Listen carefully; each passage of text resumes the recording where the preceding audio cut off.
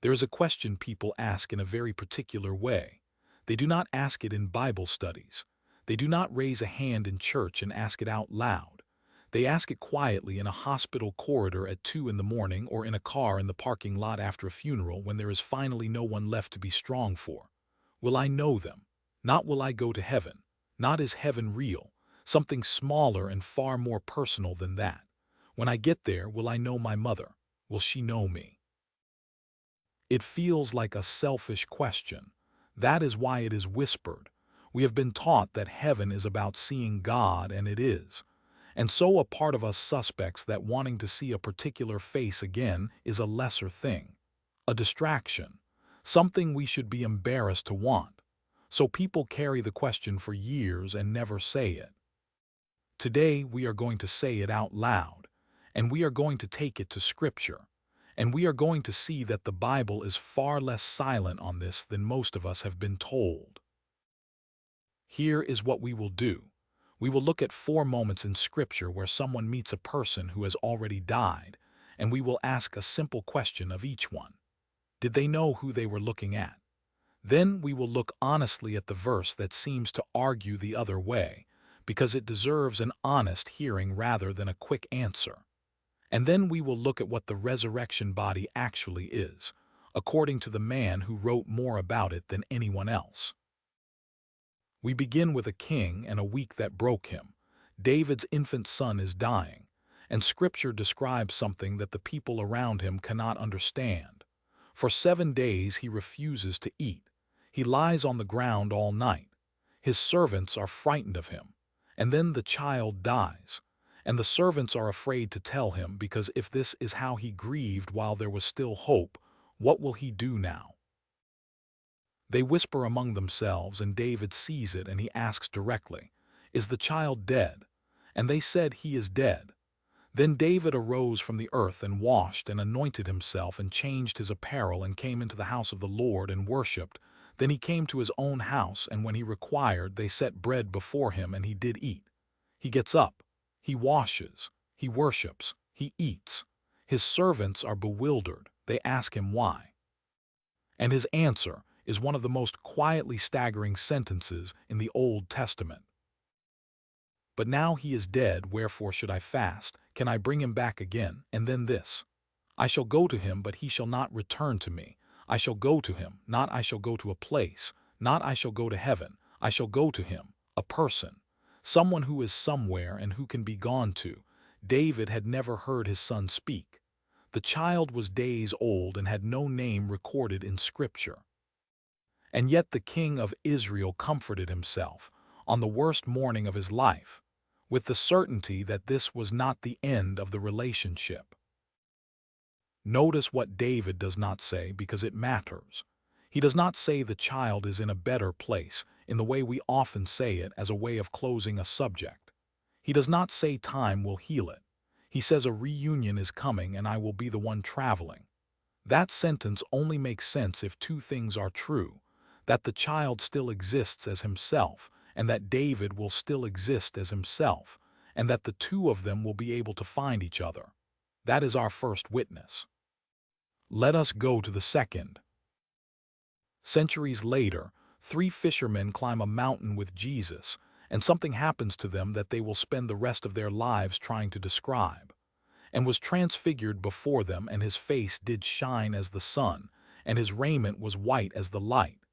And then Scripture says, "And behold, there appeared unto them Moses and Elias talking with him." 2 men, standing there, talking. Now stop and count the years, because the numbers here are doing something remarkable. Moses had died roughly 1,400 years before that afternoon. Elijah had been taken up in a whirlwind roughly 900 years before it. There were no portraits. There were no statues, because Israel did not make them. Peter, James, and John had never seen a picture of either man. They had no way of knowing what Moses looked like. And yet the Gospel records their reaction, without any hesitation or explanation. "Then answered Peter and said unto Jesus, Lord, it is good for us to be here. If thou wilt, let us make here 3 tabernacles, one for thee and one for Moses and one for Elias. He names them. Peter, a fisherman from Galilee, looks at two men who died many centuries before he was born and calls them by name, immediately. In a sentence he blurts out because he does not know what else to say. Whatever recognition is in the next life, it does not appear to depend on having met someone before. And there is a second thing in that scene easy to miss. Moses is still Moses. Elijah is still Elijah. They have not been dissolved into a general brightness. They have not become interchangeable. They are two distinct people with two distinct histories, standing in glory and still identifiably themselves. Death had not erased who they were. 14 centuries had not worn them smooth. Our third witness comes from a story Jesus himself told. There was a certain rich man which was clothed in purple and fine linen, and fared sumptuously every day. And there was a certain beggar named Lazarus, which was laid at his gate, full of sores. Both men die.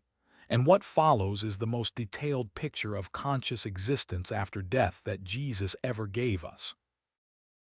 And in hell he lift up his eyes, being in torments, and seeth Abraham afar off, and Lazarus in his bosom. He sees Abraham, he sees Lazarus, and he knows exactly who both of them are. He had never met Abraham, who had lived some 2,000 years earlier, and he had spent his life stepping over Lazarus at his own gate without ever learning to see him. Now he recognizes them both. And then he says something that changes the whole weight of the passage. I pray thee therefore, Father, that thou wouldest send him to my father's house, for I have 5 brethren, that he may testify unto them, lest they also come into this place of torment. 5 brothers, he remembers them. He remembers that there are 5 of them, and that they are still alive, and that they live in his father's house.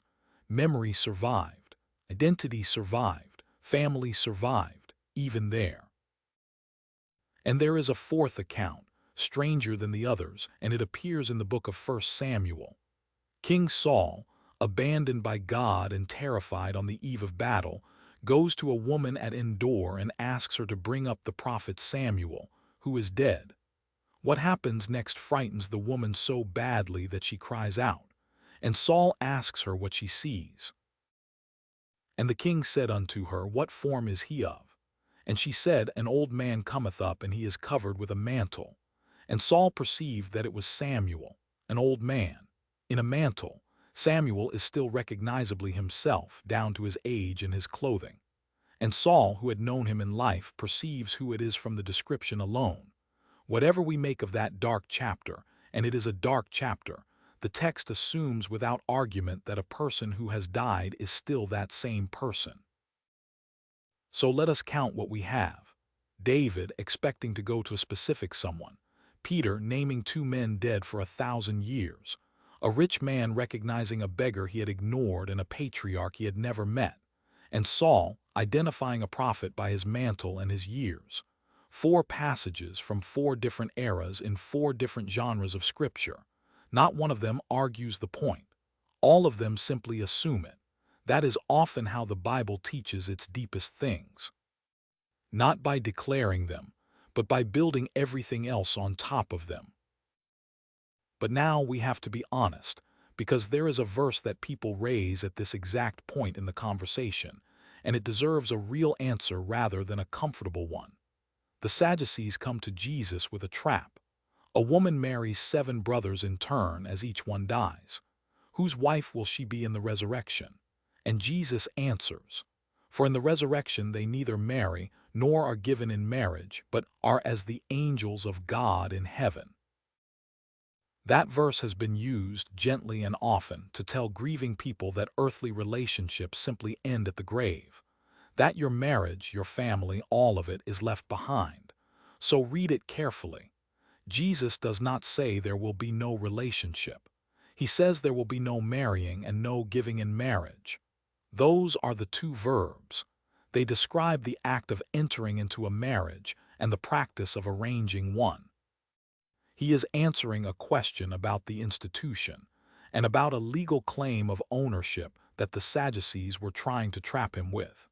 He is not saying that the woman will fail to know the 7 men. And he gives the reason in Luke's account of the same conversation. Neither can they die any more. That is the point. Marriage in this world carries within it a promise about death, till death do us part. It is a covenant built to hold two people together through a world where one of them will be taken. In a world with no death, that particular structure has nothing left to protect. The need that shaped it is gone. What Jesus removes is the institution. He never once says he is removing the love. And notice the direction Jesus points. He says we shall be as the angels of God. He is describing an increase, not a subtraction. He is not saying you will care less about the people you loved. He is saying you will be changed into something greater than what you are now. Every honest reading has to hold both of these together. Something about our relationships will be different, and nothing in that passage suggests that difference is loss. Which brings us to the question underneath all of this. What exactly is it that gets raised? The Apostle Paul wrote more about this than anyone else in Scripture, and he wrote it to a church that was arguing about exactly this. But some man will say, how are the dead raised up? And with what body do they come? It is our question, asked almost 2,000 years ago in almost our words.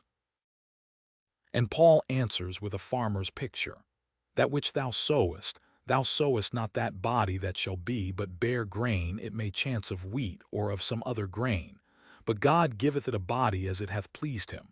A seed goes into the ground and a plant comes up. The plant does not look like the seed.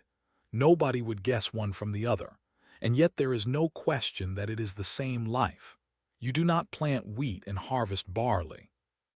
The continuity is total, even though the appearance is transformed. It is sown in corruption, it is raised in incorruption. It is sown in dishonor, it is raised in glory. It is sown in weakness, it is raised in power. Read the grammar of those lines, the same subject all the way through. Whatever goes into the ground is what comes out of it, changed beyond recognition in one sense and utterly the same in another. This is not a replacement, it is a harvest. And there is one resurrection body we are actually allowed to examine, because it walked around for 40 days in front of witnesses. Paul calls Christ the firstfruits of them that slept. Firstfruits is a harvest word. It means the first sheaf brought in, the sample that tells you what the rest of the field will be like. So if we want to know what a raised body is, we do not have to speculate. We can read the last chapters of the Gospels and simply watch one. And the first thing we notice is honest and a little unsettling. Mary Magdalene stands weeping outside the empty tomb, and Jesus is standing right in front of her, and she does not know him. Scripture says she supposed him to be the gardener. Then something changes everything. Jesus saith unto her, Mary. She turned herself and saith unto him, Rabboni. He says her name, and instantly she knows. Recognition in that garden did not come through the eyes. It came through being called by name by someone who had always known her. The same pattern repeats that afternoon on the road to Emmaus. 2 disciples walk 7 miles with Jesus, discussing his own death with him, and their eyes were holden that they should not know him. 7 miles, an entire conversation, and they had no idea. Then they sit down to eat, and he takes bread and blesses it and breaks it and gives it to them. And their eyes were opened, and they knew him. It was the way he broke the bread, something small and particular and utterly his.